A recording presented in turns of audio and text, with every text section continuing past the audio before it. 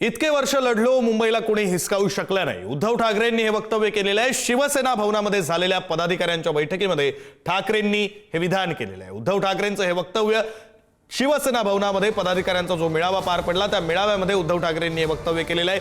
इतकी वर्ष लढलो, कुणीही हरवू शकलेलं नाही असं उद्धव ठाकरे यांनी म्हटलेलं आहे. उद्धव ठाकरे यांचं हे वक्तव्य जे शिवसेना भवनामधल्या मेळाव्यामध्ये त्यांनी म्हटलेलं आहे. मुंबईला कुणीही हिसकावू शकलेलं नाहीये असं उद्धव ठाकरे म्हणाले. आगामी महापालिका निवडणुकांच्या अनुषंगाने आज मेळावा पार पडला, ज्यामध्ये ठाकरेंच्या शिवसेनेचे पदाधिकारी उपस्थित होते आणि आपल्या पदाधिकाऱ्यांशी बोलताना उद्धव ठाकरेंनी हे वक्तव्य केले. या वक्तव्यातून त्यांचा विश्वास दिसतोय. त्यांचा विश्वास आहे की यंदा ही महापालिकेवर त्यांची ठाकरे बंधूंच्या जाहीर झालेल्या युतीची सत्ता येईल असा विश्वास ते आपल्या पदाधिकाऱ्यांना कार्यकर्त्यांना देत होते. त्यावेळी त्यांनी हे वक्तव्य केलंय.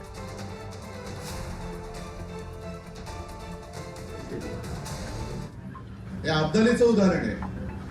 आणि तसंच वसंत कानेटकरांनी शिवशाहीचा शोध म्हणून एक जे पुस्तक लिहिले त्याच्यामधलं वाक्य मागे शिवसेना प्रमुखांनी सांगितलेलं आहे. त्यावेळेला औरंगजेबाने असं लिहिलेलं आहे की हे मराठे या पहाडी मुलकात तमाम दुनियेला भारी आहेत. यांना पराक्रम शिकवावा लागत नाही. इथे तर गवताला सुद्धा भाल्याची पाती फुटतात. पण तुळीचं बीज इकडे खडकावरती फिरकावलं तरी ते रुजतं आणि असं फोकावतं की पाहता पाहता तमाम दौलत तबाह करून टाकतं. आपल्याला पुन्हा तोच अनुभव घ्यायचा. अरे आपल्या डोळ्यात देखत आपलं आयुष्य आणि त्या सगळ्या हुतात्म्याने बलिदान करून रक्त सांडून मिळवलेली मुंबई हे दोन गुजराती होय, मी त्यांना मुद्दामून म्हणतोय, हे दोन गुजराती हे आपल्याला गिळायला निघाले. आणि तरी देखील जर का आपण आपल्या व्यक्तिगत महत्वाकांक्षा घेऊन तुझं माझं करत मुंबई त्यांना आंदोलन देणार असू तर माझं म्हणणं की लढाई न लढलेलं बरं. दुफडी करून खाण्यापेक्षा त्यांना तुम्ही केकवॉक द्या. आणि मला तुमच्यापैकी एक सुद्धा माणूस फुटता कामा नये.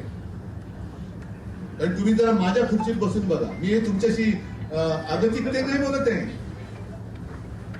आगतिक होऊन तुमच्याशी मी बोलत नाहीये. पण माझ्या खुर्चीत बसून तुम्ही बघा. तुमच्या समोर मी 2-4 माणसांचं तुम्ही निवडायचं. तुमच्या वॉर्डातली माणसं निवडून दाखवा मला. 4 माणसांपैकी एक व्यक्ती तिला उमेदवारी तुम्ही देऊन दाखवा. मला मान्य आहे. मला 227 लोकांचे निवड करायचे. मला नाशिक आहे, पुणे आहे, ठाणे आहे. आणि वाईटपणा मी घेतोच ना. मी प्रत्येकाला सांगतो, सगळ्या लोकांना सांगतो की तुम्ही वाईटपणा नका घेऊ. मी घेतो वाईटपणा.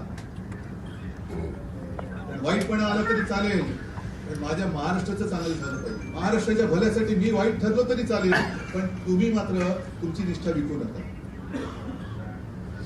आज तो क्षण आलेला आहे. आजपर्यंत आजपर्यंत आपला भारतीय जनता पक्षाने तर दुरुपयोग करून घेतला. काँग्रेसचाही अनुभव तुम्हाला आलेला आहे. आणि आपण इतक्या वर्षांनी मराठीसाठी आणि महाराष्ट्रासाठी महाराष्ट्र नवनिर्माण सेनेसोबत युती केली.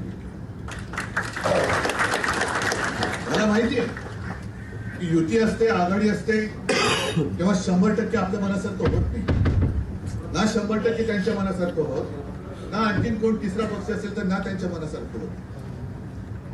काही जागा या आपल्या हक्काच्या असतात, नाईलाजाने सोडावे लागतात. काही जागा त्यांच्या हक्काच्या असतात, नाईलाजाने त्यांना सोडावे लागतात. पण प्रत्येक वेळेला काय असतं, युती करायची की नाही,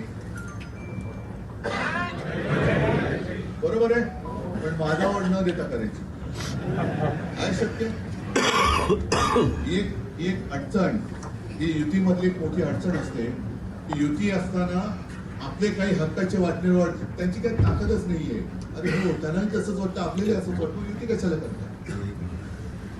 आम्ही दोघं एकत्र यायचं का ठरवलं, त्याला सुद्धा एक नाही म्हटलं तरी भावनात्मक किंवा परंपरागत अधिक घराणी शैली होण्यात पाहिजे. या संयुक्त महाराष्ट्राच्या लढ्याशी भाजपचा किंवा तेव्हा तत्कालीन जनसंघाचा काडी मात्र संबंध नव्हता. मुंबई ही गुजरातला हवी होती म्हणून तो संघर्ष झाला होता. हे किती जण तुम्हाला माहिती आहे. मोरारजी देसाई नावाचा नरराक्षक तेव्हा इथे मुख्यमंत्री होता आणि द्विभाषिक पेटलं आचार्य आत्रे आणि त्याच्यामध्ये जे